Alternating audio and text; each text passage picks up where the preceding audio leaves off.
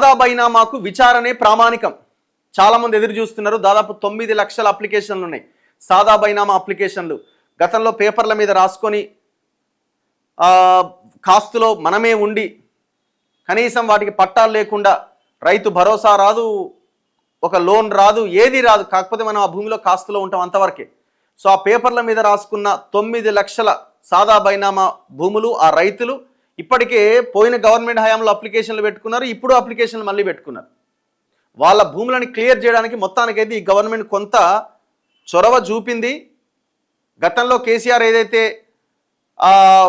అసలు చట్టంలో లేకుండా, అంటే ధరణిలో చట్టంలో ఏ రకంగా ఈ సాదా బైనామాలకు సంబంధించిన భూములని క్లియర్ చేయడానికి ఆ చట్టంలో ఏమీ పెట్టకుండా డైరెక్ట్గా జీవో ఇవ్వడంతో ఎవరో కోర్టుకు పోయారు ఏ రకంగా ఇస్తారని.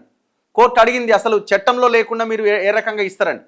సో మళ్ళీ భూభారత్ వచ్చిన తర్వాత సెక్షన్ 6 అనుకుంటా, సబ్జెక్ట్ టు కరెక్షన్, దాన్ని అందులో ఇంక్లూడ్ చేసి ఈ సాదా బైనామాల క్లియరెన్స్ కోసం ఒక చట్టంలో ఒక సెక్షన్ పెట్టడం జరిగింది. సో అప్పుడు హైకోర్టు క్లియర్ చేసుకోవచ్చు, ఇవ్వచ్చు అని ఆర్డర్స్ ఇచ్చింది, ఆదేశాలు ఇచ్చింది, ప్రభుత్వానికి వెసులుబాటు కల్పించింది. సో ఇప్పుడు ప్రాసెస్ స్టార్ట్ అయింది. సో దానికి ప్రభుత్వం కొన్ని గైడ్ లైన్స్ పెట్టింది. అంటే ఎవరికి ఇది చిన్న సన్నకారు రైతులకు మాత్రమే ఇది వర్తిస్తుంది. ఎప్పటి నుంచి ఎప్పటి వరకు ఉన్నటువంటి భూములు సాదా బైనామా కిందికి వస్తాయి. 2014 జూన్ ముందు ఉన్నటువంటి భూములు మాత్రమే వీటిని పరిగణలోకి తీసుకుంటారు. ఆ తర్వాత కాగితాల మీద రాసుకునే చెల్లవు. తెల్ల కాగితాలపై ఒప్పందాలతో సాదా బైనామాలతో జరిగిన భూ కొనుగోళ్లను క్రమబద్ధీకరించేందుకు రెవెన్యూ అధికారులు విచారణనే ప్రామాణికంగా తీసుకుంటున్నారు.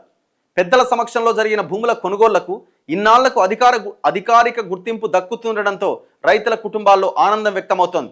కాకపోతే 11 ఏళ్లకు ముందు జరిగిన ఒప్పందాలతో భూముల కొనుగోలు జరగడంతో విచారణ సందర్భంగా పూర్తి స్థాయి ఆధారాలు చూపడం కష్టంగా మారుతోంది. దీంతో రెవెన్యూ అధికారులు క్షేత్రస్థాయిలో చేపడుతున్న విచారణ కీలకంగా మారింది. రాష్ట్ర వ్యాప్తంగా దాదాపు 10 లక్షల ఎకరాలకు సాదా బైనామాలతో ఒప్పందాలు జరిగినాయి. 2020 అక్టోబర్ నుంచి నవంబర్ వరకు సాదా బైనామాల దరఖాస్తులను స్వీకరించగా 8,90,000 అర్జీలు వచ్చాయి. అదే ఏడాది ఆర్ఓఆర్ 1971 రద్దు కావడంతో న్యాయ వివాదం ఏర్పడి దరఖాస్తుల పరిశీలన ఆగిపోయింది. ఈ ఏడాది ఆగస్టులో హైకోర్టు దరఖాస్తుల పరిశీలన క్రమబద్ధీకరణకు అనుమతిచ్చింది. ఈ నేపథ్యంలో ఆర్ఓఆర్ 2025 ప్రకారం లబ్ధిదారులకు విక్రయదారులకు నోటీసులు జారీ చేస్తున్నారు. భూభారతి చట్టం సెక్షన్ 6 ప్రకారం సాదా బైనామా క్రమబద్ధీకరణ అధికారాలు ఆర్డీఓలకు కల్పించారు. తహసీల్దార్ విచారణ నిర్వహించి ఆ దస్త్రాన్ని ఆర్డీఓకు పంపాల్సి ఉంటుంది. అనంతరం అర్హులైన వారికి క్రమబద్ధీకరించి పట్టాలు అందజేయబోతున్నారు. విషయం ఏంటంటే ఇది తెలుసుకోవడం పెద్ద సమస్య ఏం కాదండి.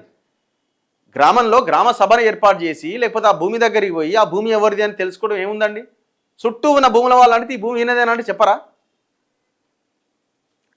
అట్లా ఒక 2-3 దారుల్లో మీరు ఎంక్వైరీ చేసుకుంటే ఆ భూమి ఎవరిది అన్నది క్లియర్గా క్లారిటీ వస్తుంది.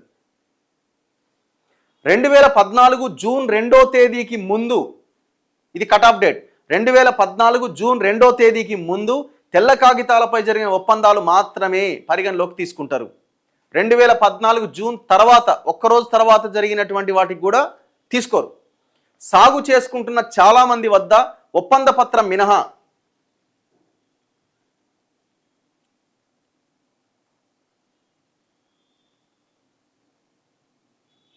ఎక్కడుంది ఒప్పంద పత్రం మినహా ఇతర ఆధారాలు లేవు.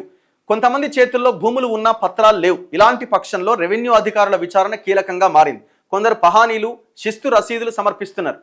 2016 తర్వాత జిల్లాల్లో జమాబందీ నిలిచిపోవడంతో పహానీల్లో కూడా సరైన సమాచారం లేదు. చట్టం ప్రకారం కొనుగోలుదారుడికి విక్రయదారుడికి నోటీసులు జారీ చేసి సాక్షుల వాంగ్మూలం తీసుకుంటున్నారు. భూములు విక్రయించిన యజమానుల పేర్లు రెవెన్యూ రికార్డులో కొనసాగుతున్న కారణంగా చాలా చోట్ల వారు ఆ భూములు కొనుగోలు చేసిన వారికి క్రమబద్ధీకరించేందుకు ముందుకు రావట్లే. ఉమ్మడి వరంగల్, ఖమ్మం, నల్గొండ, ఆదిలాబాద్ జిల్లాల్లో ఇలాంటి పరిస్థితులు ఉన్నాయి. నాడు విక్రయించిన యజమానులు చనిపోయిన కేసుల్లో వారి కుటుంబ సభ్యులు ఇప్పుడు అభ్యంతరం చెబుతున్నారు. భూముల ధరలు భారీగా పెరిగిన కొన్ని జిల్లాల్లో ఎకరాకు కొంత ధర ఇవ్వాలని రికార్డుల్లో భూ యజమానులుగా ఉన్న వారు డిమాండ్ చేస్తున్నారు. ఆల్రెడీ వెళ్ళిపోయిన దొంగలు మళ్ళా భూముల మీదకి వచ్చి ఇది మా భూమి అంటున్నారు. ఇంతకాలం వేడికి పోయారా అంటే మా నాయన చూడలేదు, మా తాత చూడలేదు అనుకుంటా కథలు పడుతున్నారు. సరే ఇట్లా కొన్ని భూములు ఉన్నాయి, కానీ కొన్ని క్లియర్గా ఉన్న భూములు ఉన్నాయి కదా, ఇమీడియట్గా వాటిని పట్టాలు ఇచ్చేయండి, వాళ్ళకి పట్టాలు ఇచ్చే ప్రయత్నం చేయండి.